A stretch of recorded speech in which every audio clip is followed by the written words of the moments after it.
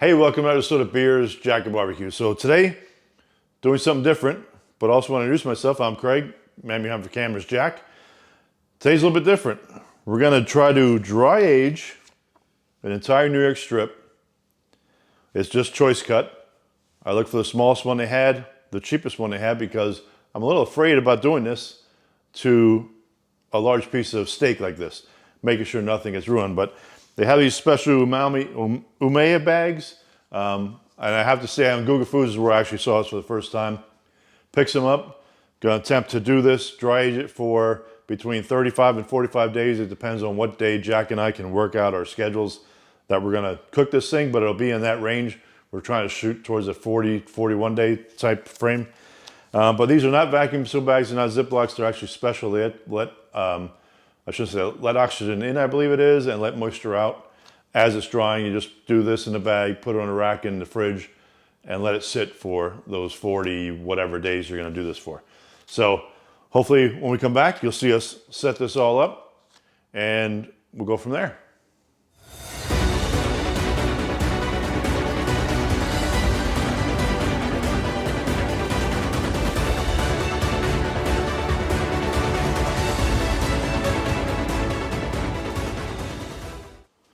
All right, so here we're gonna do the first step. So I did read the instructions and I watched Guga's video on actually how to do this. So I washed the whole surface, dried everything off, have that all clean. Have a clean scissors. I'm going to attempt to cut this so when I put it into the vacuum seal bag, I don't get juice everywhere, and I'm able to remove it pretty easily. So that's kind of the game plan for here, what we're doing here. So I'm just actually gonna let a little bit of the juice drain so I don't have that. And then from here, I'm going to, as you see, I folded the bag back so I can keep the juices away from getting on my sealing edge. I'm gonna put this all the way in.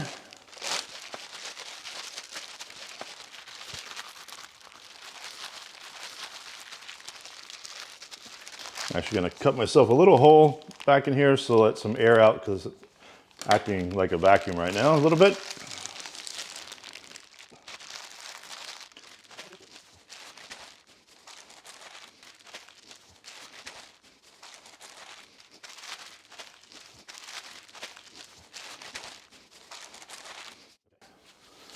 Get this out of the way. Give me 1 minute. I'm going to clean up here quick and then fold the bag back down and start sealing it. So right back. All right, so I wanted to clean up, so I Cloroxed some of the surfaces where anything might have touched.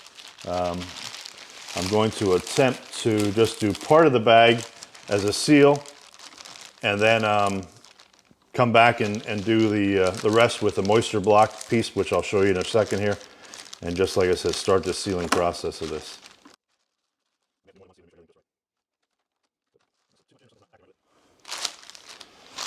Okay, it says about checking for a good seal. Looks like I got a good seal there.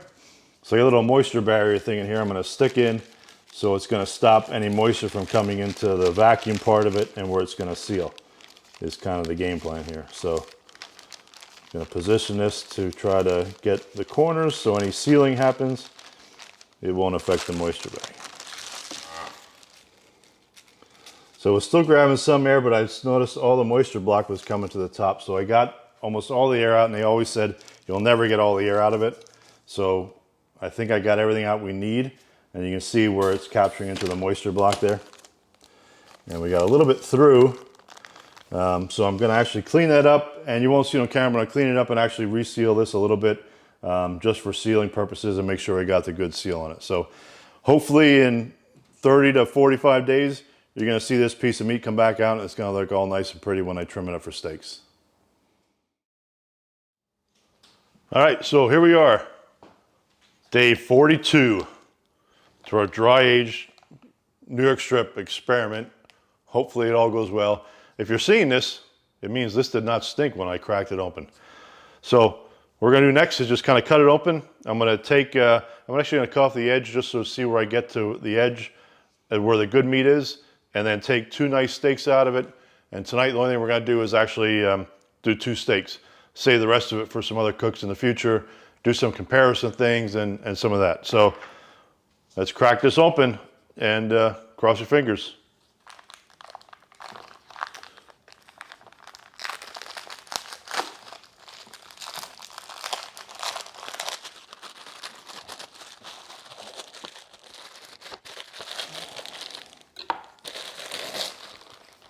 It's definitely dry.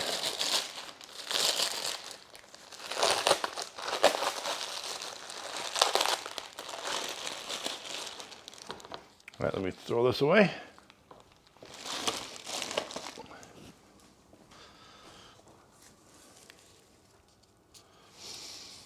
All right, so it looks okay as far as I know.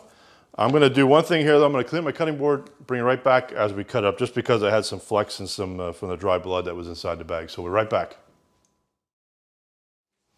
All right, so yeah, I just want to clean up some of the dust that it kind of made when I cracked it open. So I'm just gonna start cutting off the edge here. I'll show you kind of what a whole steak looks like once I bring it out, and then we'll trim one up for cooking. So hopefully everything still is going good at that point. Jack did make the comment about it being hard. It actually is, it is hard per se, but I feel softness here inside. So hopefully I'm hoping for the best here. All right, so it looks a little dark there yet. I'm gonna take another slice here.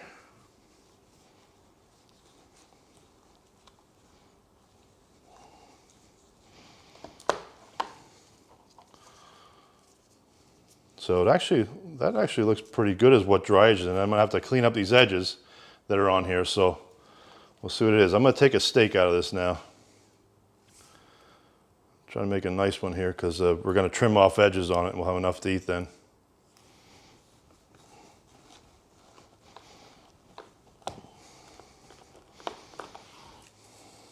So here's a whole steak now. It's got a really nice dark color, but yeah, until I trim this up, I'm not gonna have a whole lot of steak left from how it dried. It was a thin one, like I mentioned in the beginning. It was a small one. So I'm gonna take one more steak out of there, and that's what we're gonna cook tonight.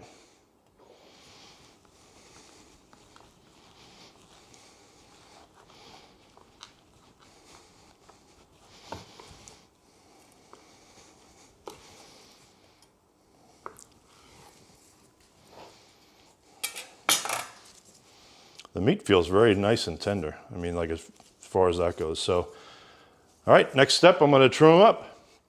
All right, so I just wanna trim it up a little bit, get all the edges off of it.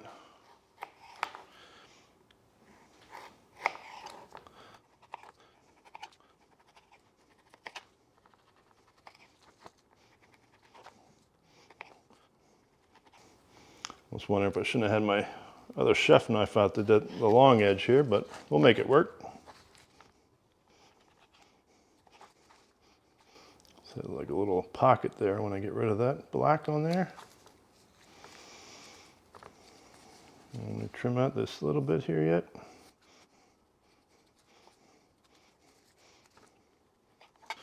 All right, Jack's going to go hungry tonight, but there's our steak. I'll trim up just a little bit here yet. I'm only going to season it with salt and just a little bit of pepper. We really want to taste the steak tonight, but I'm just going to clean this up and then we'll see it on the grill. All right, so here we are at the grill. I'm going to throw them on. We're going to do them indirect and reverse sear them at the end. You can see I'm using the CookPerfect thermometer. We showed that in a video, and actually, I don't know if we gave one away already or not when this comes out, but the CookPerfect in the probe has 5 different sensor temperatures, plugs into this, connects to your phone, and get all the readings from there, set notifications, all those things. So gonna let these warm up, get to about 100 and maybe about 100 at the most, and then sear them off at the end because they're pretty thin. Might go less, we'll see what happens. All right, so we reached 75 on one and 65 on the other one. Just gonna move them and flip them for position to let them continue to warm up. This one is a little bit bigger, so that's probably the one that's reading. I'll check the sensors on how I'm plugged in, but you can actually see here on where we're at, where it's climbing. All right, we're gonna come back, like I said, when it gets to about 100, I'm gonna sear them off. All right, so you're gonna notice I actually pulled one off because it was already reaching temperature. What I'm gonna do is actually take the probes out just because I don't want to sear these with the probes in. Although these probes can take up to like 660 degrees if I remember correctly, which is more than most. So just gonna start searing them off now. Go like a minute aside. All right, gonna give them a flip. Actually gonna turn the grater around.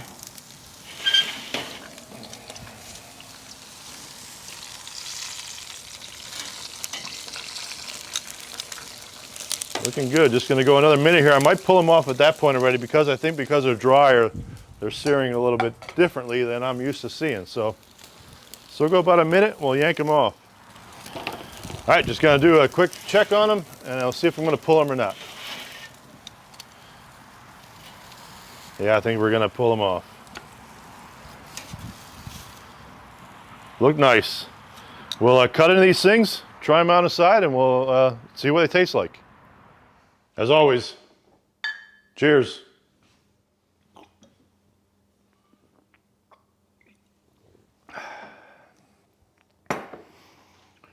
All right, so before we talk about the cook, you might notice got some new shirts here. Just after Christmas, our daughter made me like 3 more shirts, different colors to use, since I've been using the white shirt since last Christmas.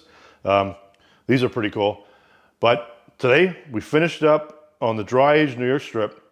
Now, in hindsight, by me buying the cheapest steak and the smallest one I could find, didn't leave us too many big steaks here. But these look pretty nice. I cooked them to probably rare. We'll see when I cut into this what it gets to. The searing only did a minute aside of each side because I'm just guessing because of the dry age part of it. They really seem to get a nice sear just by that minute apiece. And I had a great fire going out there as well. So let's cut into this. Oh, one thing I forgot to mention was I use a CookPerfect thermometer. So they actually sent us a probe to use. We've shown it once before. I've used it numerous times now. But it's pretty cool. I actually just got some more probes. I actually bought one and they sent me another one. But they have different colors on them as far as which side it is. And it actually recognizes which color probe it is by the... It doesn't matter which side you plug it in. It shows up on the phone of which color that probe is to give you what that is. Awesome probe there. The probe itself has 5 different sensors in it and also does a pit temperature on the back end of that thermometer. Fantastic product. I think they're going to probably really go well with their probe, and that's going to be the new type, I think, going forward. So anyway, let's cut into this. I always give Jack the bigger steak because that's kind of how we go here. The crew works hard is what he likes to think anyway.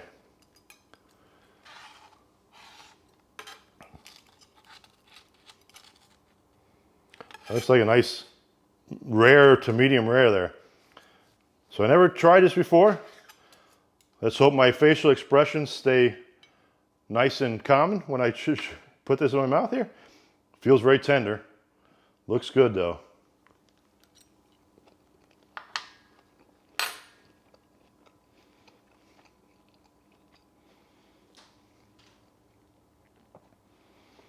Very tender, very strong beef flavor. I know people have talked about the nutty and blue cheeses and some of those flavors. Not necessarily getting that. I'm just getting a good, super deep beef flavor from this dry age. So I'm gonna call this a success. Was not sure what I was gonna get, like I said, when we started all this. But we started with those Umai bags. Took the whole, it was a 10-pound New York strip, put it inside, kind of cleaned it off, vacuum sealed it. I made a comment early on, we kind of fixed that as you saw us in the beginning of the video where I said it lets moisture out and oxygen in. I was actually wrong on that by saying that. It lets moisture out and does not let air back into it. So it stayed pretty dry in the fridge. Because it was a little bit thinner and the amount I needed to trim off of this is kind of why the steaks are as small as they are. Going forward, I'm probably gonna try a ribeye so we have a lot more meat to work with and try to do that dry aging as well. But I think it's a success. Put in the comments what Jack thinks when he get a chance to taste this, but I think it turned out great. So subscribe to our channel, click the little bell, give us comments, let us know what you think. And if you have any comments on what you want us to do with the dry age part we have, I'm gonna actually cut more steaks out of that. I plan on doing a comparison between a wet age and a dry age. Try to maybe go buy an actual dry age steak from a butcher or something, and then compare it to what we dry aged as far as this. But I'm gonna cut those others up, vacuum seal them and freeze them for a later date. So you'll be seeing more of this in a future date. So Thanks for watching, and we'll see you next time.